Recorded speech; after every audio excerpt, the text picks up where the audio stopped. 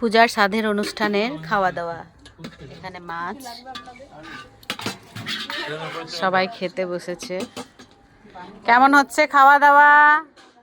মিঠাই কেমন খাওয়া? ভালো না খারাপ? হ্যাঁ?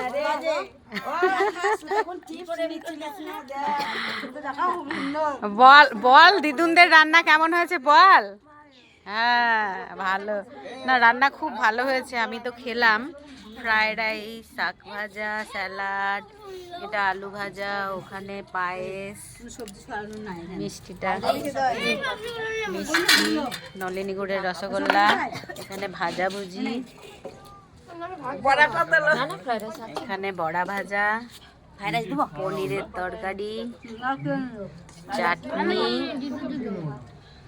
পাঁচ তরকারি, ডাল, এখানে সাদা ভাত, আরো রান্না ঢাকা আছে, সবটা খুলে রাখেনি। তো এই হচ্ছে রান্নার মেনু। আর এখানে লোকজন সবাই,